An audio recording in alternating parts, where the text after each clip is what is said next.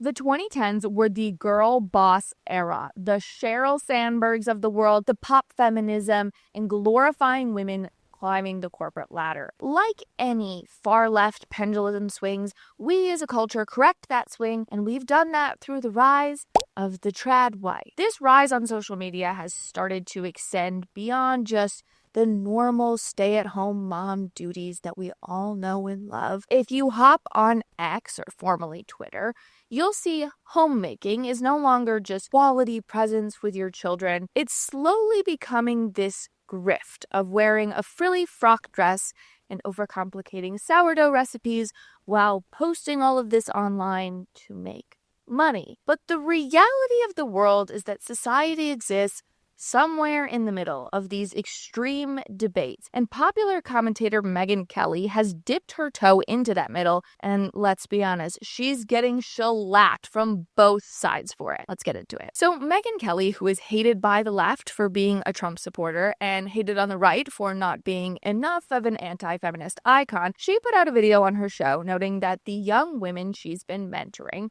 are struggling to find men who accept them for wanting to work full-time. She notably took this snippet and put it out on X. And of the platforms meant for discourse, the big ones being TikTok, Instagram, YouTube, and X is by and away home to the most aggressively anti-feminist voices. So she knew there was going to be backlash for this clips. But here it is. Young women, I talk to young conservative women all the time about their lives and their goals and, the things that they want.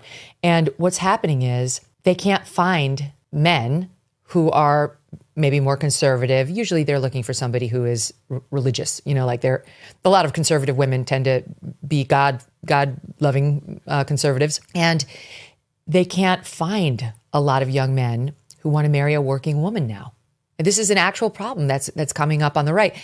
And to me, it's so sad because it's like, how did we get to the point where we're now telling young, conservative, amazing women that they're not attractive if they also work, if they choose to, let's say, do what I'm doing and what you're doing and get their voice out there. But I'll stick with me just because I think conservatives listening to this will like the thought of another Megyn Kelly voice up and coming. Well, why wouldn't we want that? We'll get into the intense response to this video, but I just have to mention how we got to such a place of such intense backlash to begin with, especially in response to what I perceive as a pretty rational statement. This comes in tandem with the rise of the Tate Brother influence and similar podcasters like the Fresh and Fit guys. They put an emphasis on what they call high-value men and push the idea that women should be available and prioritize family over all else. And I think they are speaking to a real problem in society,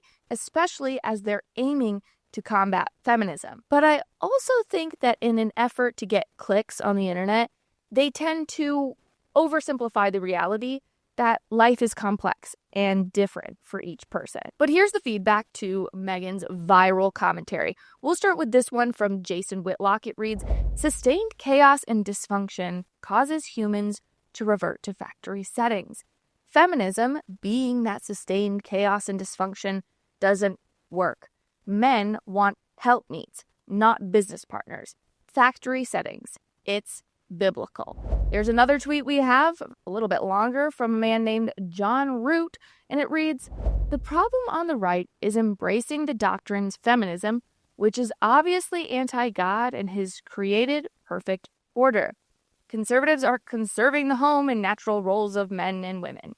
That's not to say that women can never work, but women continue to see children as a burden and would much rather serve the man in corporate America.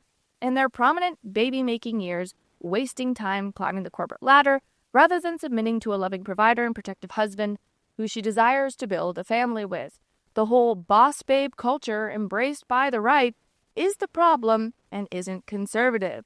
The problem is not the so-called issue of men feeling insecure that women are making more money than them at their corporate jobs.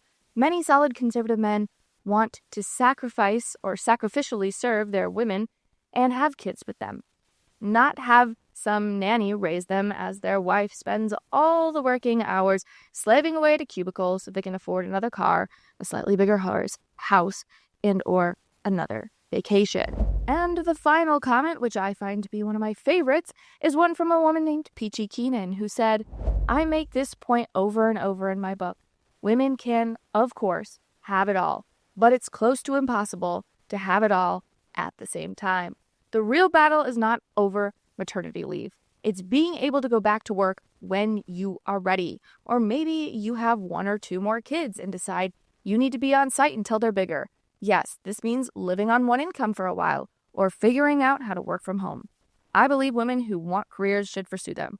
I also think moms and babies are happiest when they are together." The biggest takeaway I noticed from these comments is that whether people supported or were against Megyn's comments, everyone seems to agree that early years with kids are crucial. No one, literally no one, is denying that the mother's role in early childhood development is so important. And that is the middle ground. Getting moms the opportunity to stay at home with their kids in early childhood development is the middle ground I believe we all seek to reach. Where the pendulum starts swinging to the right or to the left is when careers cannot coexist with family life. They are either prioritized well above family or are banned because apparently your husband will not let you have a job. So now is when I'd like to make a very important differentiator in this conversation. Most of the women discussed in Megyn Kelly's video, like Megyn herself, want to have kids and be present for the raising of those kids. However, some women, not all, but some, feel a calling, perhaps a God-given calling, outside of being a mother for their whole lives. And there are so many ways to make that happen in 2025 with work from home, as Peachy Keenan suggested, and social media. There is a big difference between being a working mom in the early 2000s, which kept you out of the house, and being a working mom in 2025, when there are ways to work while raising your children. What I think this conversation online desperately needs is for us to properly define working woman in order for the conversation to even become fruitful. Because right now it's just yelling at people who have been conservative their whole life and calling us, I mean me, a shit liberal for working on a YouTube channel. What I've come to understand is that in the mind of people on the right,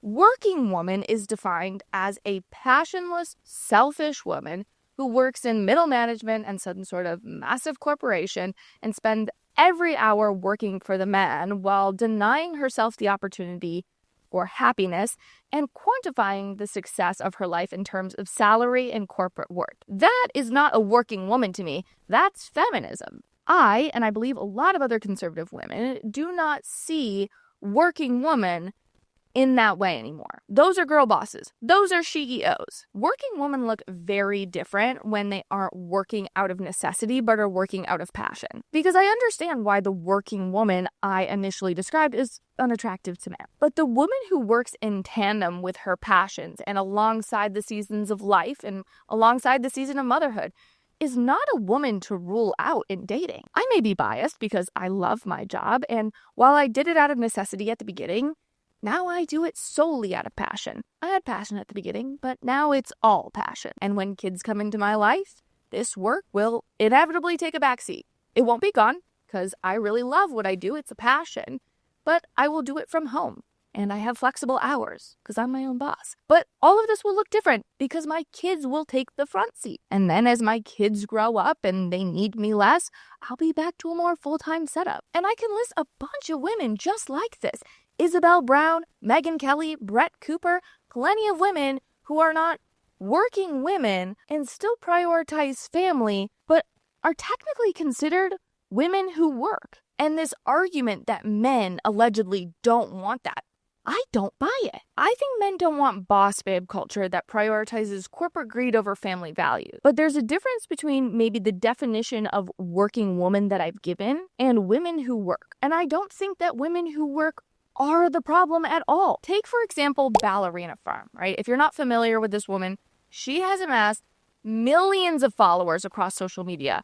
I believe she has like 8 kids. She operates a farm in Utah, and she posts about her life daily. What started out very likely as a passion project for her soon turned into what I can only imagine is a multi-million-dollar business. She's got a line of sourdough bread. She runs this massive social media presence. Plus, she allegedly takes care of like 8 or 9 kids and hand cooks every little thing that goes into all of their little mouths. Shut up. Like, this is an entire business operation that helps her operate her day-to-day life. And to say that that's not a working woman, I feel like our definitions are completely skewed. Men view that work as admirable because she can be wildly successful while being present in her children's life. So my point is that when some women want to go on to work, it not be treated like it's the end of the world. She doesn't need to be the most successful. She doesn't need to be doing it to rake in the big bucks. But if she feels passionately about it, I just don't get this push of like, you must stay at home the entire time 24/7 or you are a bad wife. And I guess that ultimately brings my question for dating men. So if you could, please chime in the comments because I'd love to know your thoughts. Can you see past the title of working woman? I'm not only interested in your thoughts, but I'm also challenging you to look past the title and perhaps into the motivations behind a woman's career. If she's in it for the selfish lust of a faux career, listen, I get where you're coming from. But ruling out women for their passions, I think, is ultimately a loss for good guys and our society. Anyway, if you're a real one and you made it to the end of this bonus show, will you drop the family emoji as an homage to family values that I do believe can coexist with a little bit of working? And as always, be sure to like and subscribe on the way out. Thanks, friends. Thanks so much for watching. If you liked what you heard, please be sure to subscribe and leave a comment about how beautiful, intelligent, and funny I am. And if you want more content, click right over here for more videos and clips of my show. I'll see you back here next time. Bye!